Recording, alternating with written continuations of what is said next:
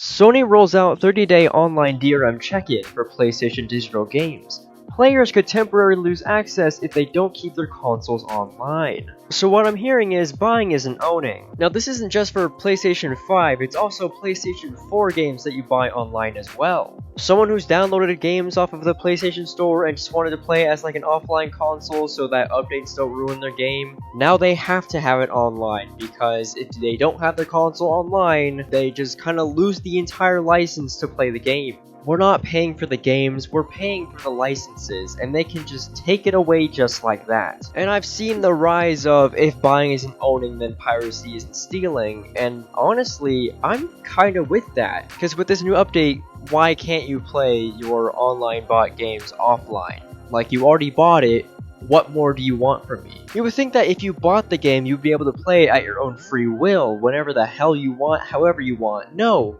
It's a license to play it online all the time. I think the internet has taken away so many great things. Yes, it can connect us, but it can also push people away from certain things. Just like PlayStation. This is a whole Xbox One situation again, where you have to always be online. I don't think people actually want to do that. They want to enjoy their games. Oh, I'm gonna be enjoying my games alright. I'll just be enjoying them on my PS3. Because with this, I don't always have to have it online for me to be able to enjoy something. The moral of the story here is buying really isn't owning, and your license can be swiped away just like that. Thank you all for watching this video. If you have enjoyed, give it a like and subscribe. Become a supporter if you want to see videos early, and I'll see you guys in the next one.